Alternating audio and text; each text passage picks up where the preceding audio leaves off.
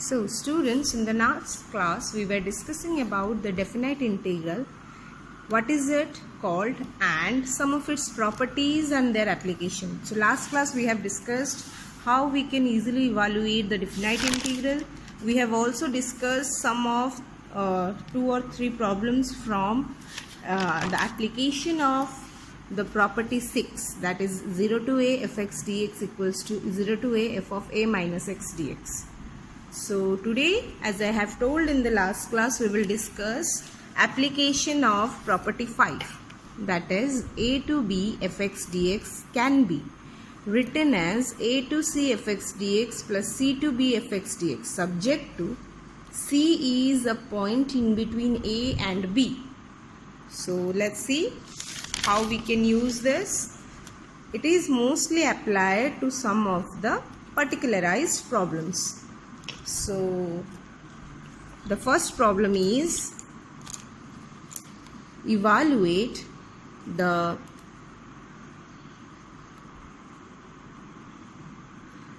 integration of bracket x function from the limit 1 to 4. What is the bracket x function? The bracket x function is given by the lower limit. If I am from the limit 0 to 1, then the bracket x will yield 0. If I am at 1 or anything above 1, then it will yield us 1.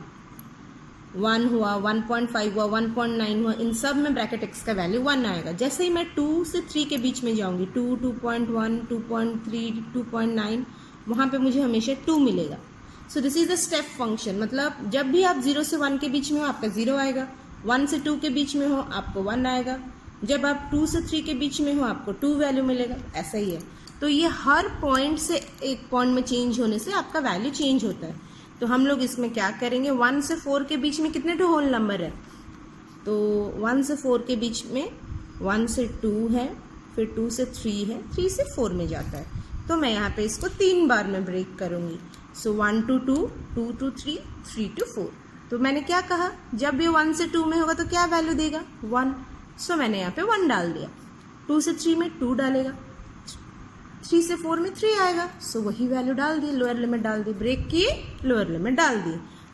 अभी क्या करेंगे, तो dx का integration क्या होगा, x. तो x लिखे, ये ब्रैकेट नहीं है, see this is not the bracket, this is the integration result. Bracket तो यहाँ पे खत्म हो गया, तो अभी और ब्रैकेट का कोई काम ही नहीं है. Just we will put the integration value.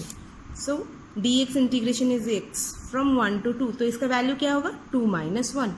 2 का कांस्टेंट है, रह गया. dx का इंटीग्रेशन x लिमिट है 2 से 3. सो 2 into 3 minus 2 प्लस 3 कांस्टेंट है, रह गया. dx का integration 3 to 4. So 3 into 4 minus 3. Upper limit minus lower limit जैसा डालना था. तो जो आया उसको लिखे, 2 minus 1 1, 2 into 3 minus 2 that is 2 into 1, 3 into 4 minus 3 that is 3 into 1. सो सबको ऐड कर दिए तो आंसर आया 6. Is it clear? क्योंकि स्टेप फंक्शन एक एक स्टेप ऊपर ऊपर जाता है, ब्रैकेट फंक्शन एक के बाद एक, एक के बाद एक, तो मैंने उसको एक एक होल नंबर में ब्रेक किया. Now come to the next question. -3 to 4 mod x dx. What is a mod function? Mod function is, if you are having here 0, this is the positive axis, this is the negative axis, then for all the positive values you will have the same value. If you will put some negative one, then it will also go to the positive. How? See, if I will write mod 2, it is 2. If I will write -2 mod, it is again +2. Everything goes to the positive side. तो कैसे होगा, इस function का definition इस तरह से है. It is -x if x is less than 0, it is 0 if x equal to 0, it is positive x और same if x is greater than 0. तो जब भी हम लोग माइनस वैल्यू डालेंगे मेरा मॉड फंक्शन इनटू माइनस हो जाए. नहीं तो -2 + 2 कैसे होगा, माइनस से प्लस हो रहा है मतलब एक टू माइनस एक्स्ट्रा मल्टीप्लाई हो रहा है. So by that we know at the point of 0 my function gets broken. जो भी पॉइंट 0 में आएगा मॉड फंक्शन में, तो 0 के बाद वो क्या होता है ना, सेम रहता है. 0 से पहले एक तो माइनस × होता है. तो इसीलिए क्योंकि मेरा यहाँ पे नेगेटिव से पॉजिटिव लिमिट है तो मेरा माइनस और ज़ीरो के बीच में एक वैल्यू आएगा, सो -3 to 0 mod x, और एक तो पार्ट कौन सा होगा 0 से 4, उसमें एक पार्ट आएगा। सो नेगेटिव पार्ट में मॉड का वैल्यू क्या होता है, यहाँ पे मैं लिखी हूँ -x, पॉजिटिव पार्ट में सेम रहता है। सो -x का हो गया इंटीग्रेशन x², ये mod x का हो गया -x in the negative side, positive side में सिर्फ x। सो -x है तो माइनस बाहर आ गया, x का इंटीग्रेशन x²/2, यहाँ पे x का इंटीग्रेशन सेम x²/2, बट यहाँ पे पॉइंट -3 से 0 है, यहाँ पे 0 से 4 है। अभी वैल्यू डालेंगे, पहले अपर लिमिट, सो 0/2, ये -3 हो के कुछ भी हो, स्क्वायर होगा तो पॉजिटिव हो जाएगा, तो माइनस रहा, -3 का स्क्वायर हो गया 9/2। ये पहले अपर लिमिट डालेंगे, सो 4 का स्क्वायर 16/2, 0 डाल दिए तो -0/2, तो ये क्या हो गया माइनस माइनस प्लस, तो 9/2 प्लस 16/2 दैट इज 25/2। क्लियर और नॉट? तो क्या हुआ ना, हम लोगों ने यहाँ पे मॉड फंक्शन का डेफिनेशन यूज़ किया, जैसे मैंने इसके प्रीवियस क्वेश्चन में ब्रैकेट फंक्शन का डेफिनेशन यूज़ किया और एक एक करके ब्रेक किए। मॉड फंक्शन हमारा 0 पे ब्रेक होता है, तो मैंने 0 एक ही पॉइंट में ब्रेक कर दिया। So this is the use of the intermediate point और a less than c less than b rule, that is the rule number 5 यहाँ पे है, that is the use of rule number 5. So now as I have told, I will tell you about some more examples of application of rule number 6 and 7. So see, there are these 10 questions, all the 10, 1 2 3 4 5 6 7 8 9 10, all the 10 questions are with limit 0 to pi/2. See, and all the 10 questions will yield you the same result, that is pi/4. The answer to all the 10 questions will be pi/4.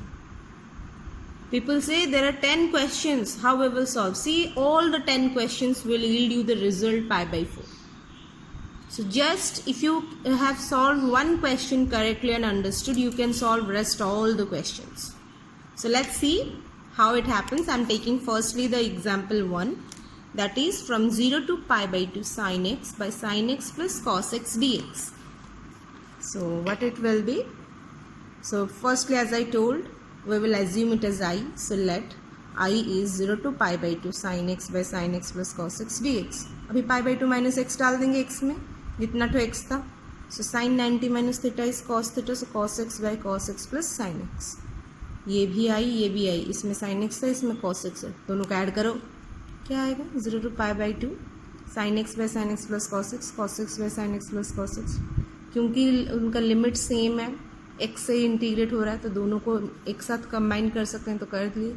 अभी क्या करेंगे, दोनों का denominator देखो sine x plus cos x है, LCM ले लो, तो ऊपर का पार्ट भी ऐड हो गया, ये जो है नीचे में वही है, कट गया, क्या मिला, ये i प्लस आई तो 2i है, इसका हो गया इंटीग्रेशन ऑफ x 0 से pi/2, so 0 to pi/2 x, तो pi/2 माइनस 0, तो i का वैल्यू क्या आया, ये 2 डिवाइड हो गया pi/4, मैंने कहा था आंसर क्या आएगा pi/4। सो अंडरस्टूड और नॉट, जो आया उसमें pi/2 माइनस x डालेंगे, फिर वो कन्वर्ट हो जाएगा, कैसे ये हो न, sine 90 minus theta is cos theta. ठीक, अभी अगर कॉस में दिया होता तो यहाँ पे कॉस रहता, cos 90 minus theta is sine x, sine theta by cos theta plus sine theta होता, जस्ट इसका रिवर्स यहाँ पे लिखते, फिर दोनों सेम होता। देखो और एक एग्जाम्पल कर रही हूँ, चलो एग्जाम्पल नंबर 10 में आता है, मतलब लास्ट वाला, dx by 1 plus cot x 0 से pi/2। देखो क्यों मैं बोल रही हूँ all are similar. See, I is dx by 1 plus cot x, ठीक है।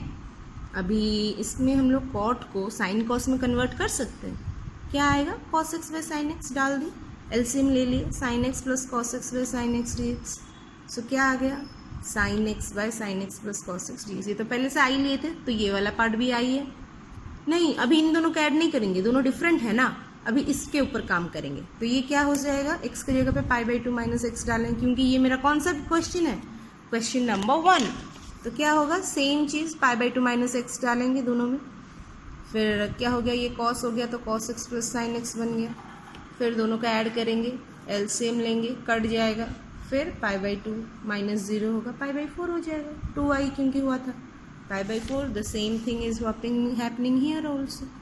सो क्या हुआ देखिए यहाँ पे क्या हुआ, जब ये dx by 1 plus cot x था तो क्या हो गया, कॉस साइन कॉस में ब्रेक कर दिए, फिर हमें वही क्वेश्चन नंबर 1 आ गया, उसमें वैल्यू डाले, जैसे उसको सॉल्व किए थे बिल्कुल वैसे ही सॉल्व करते गए, फिर मुझे i equals to pi by 4 मिल गया. क्लियर और not? Now let's solve this one. So here I will tell you how to solve the question number 7 and question number 3. Example 3 is tan x by tan x plus cot x 0 to pi by 2 dx, and example number 7 is root over of tan x by root tan plus root cot dx, same 0 to pi by 2. Why I am saying these two are similar, you will see. And see, as I have solved the question number 1, you can solve the same way the question number here 5. The same way you can solve the rest of the questions. So we'll just see what is the difference. Suppose I am starting with the question number 3. So if it is 3, there is no root. Just don't look at it. There will be no root over. तो क्या होगा, tan x by tan x plus cot x होगा, तो pi by 2 डालेंगे minus x, तो pi by 2 minus x डाल दिए, ये बन गया cot, ये हो गया आपका cot x, ये tan x plus cot x रहा. अभी फिर i प्लस आई करेंगे 2i, तो tan x बाय दिस, जैसे ऐड हुआ था साइन में बिल्कुल वैसे ही ऐड हो गया, एलसीएम ले लेंगे, ऊपर नीचे दोनों कट गया, तो dx का इंटीग्रेशन 0 टू पाई बाई 2, तो pi by 2 minus 0 that is pi by 2, तो i वैल्यू हो गया पाई बाई 4. ठीक, प्रोसेस सेम है कि नहीं है, वही 90 माइनस थीटा करेंगे, साइन का कॉस होगा जैसे वैसे ही, कॉट का कॉट, टैन का कॉट, कॉट का टैन होगा, बस फिर हम लोग उनको ऐड करेंगे और करेंगे. अभी हम लोग आते हैं रूट में, रूट है ठीक, तो इसमें रूट डाल दिए, तो रूट डालने से tan 90 माइनस थीटा कुछ और बन जाएगा क्या, वही कॉट थीटा ही रहेगा ना, बस रूट के अंदर रहेगा. So I added the roots.